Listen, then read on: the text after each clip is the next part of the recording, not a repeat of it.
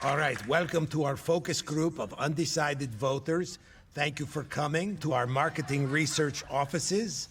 I want to stress that there is nobody masturbating behind this two-way mirror, no matter what you hear. So, as undecideds, let's go around the room.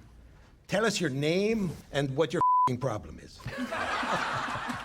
We've never had worse choices, in my opinion. I don't like either candidate. Same as other people said, I'm not really crazy about either candidate. Okay, I see some of you feel you need more information about the candidates, and I get it.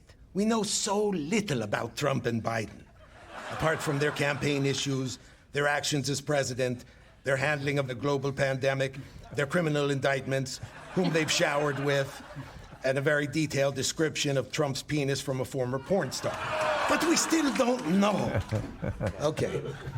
If you're leaning towards Biden, please raise your hand. If you're leaning towards Biden. If you're leaning toward Trump, raise your hand. Okay, raise it at the 45-degree angle, please. Little straighter, don't bend the elbow. That's good. It's a Hitler joke. You see, because you support a fascist. All right, we're having fun. Okay, raise your hand if you feel like voters are easily manipulated. Who doesn't think so? Okay, now lower your hands. Okay, now raise them again. Okay, now lower them again. Raise them up one more time. Raise both hands. Now lower one. Now everyone say, I cannot be manipulated.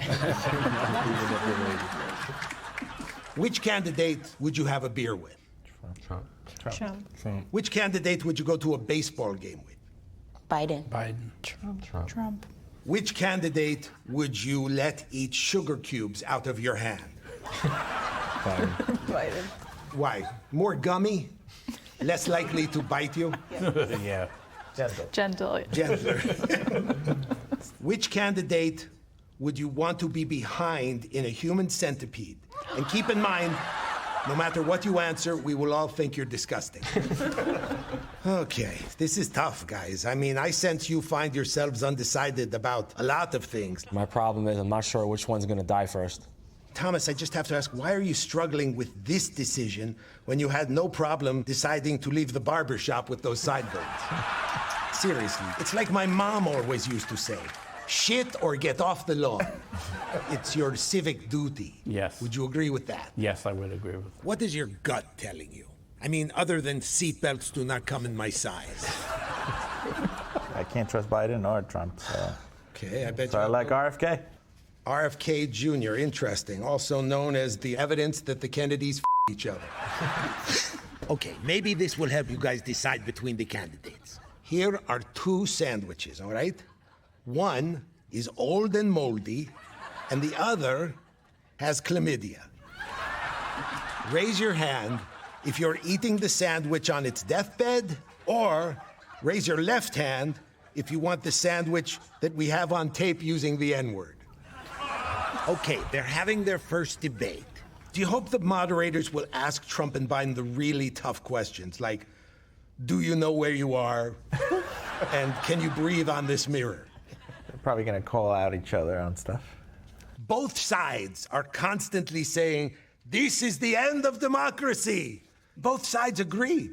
So, maybe instead of worrying about all this voting stuff, we should just decide on an escape plan. Does anyone have a bunker? Thomas, you look like you already live underground. Will the other mole people mind if we crash? It was time to switch tactics. Perhaps if they practiced making any kind of decision, it would prepare them for November. You've all been given Cheesecake Factory menus to share. Now take a look at them and make a choice. You can do this. Fried calamari. A lot of options. Entrees. Ooh, I know what I usually get. I say fried calamari. Americana cheaper. I usually get on chicken. It's my favorite. We'll go filet mignon. Yeah. All right, you know what? Forget it. Forget it. I knew that wouldn't work. At this stage, there was only one option left. Look, you guys have barely given me anything, so I'm just going to tell you who you're voting for. Daryl, you're going to miss Election Day because there weren't any reminders on Pornhub. Pauline, you want a safer, brighter future for your children, so you're going to move to Ukraine. Thomas, I think you should just stay home. This is a big one, very important election. We need you to sit it out. And Mark, whatever you decide, I recommend you listen to your heart. Or at least let a medical professional listen to it. Thank you all for being here. We've learned a lot. We'll see you in 4 years when you can't decide between voting for AOC or Kyle Rittenhouse.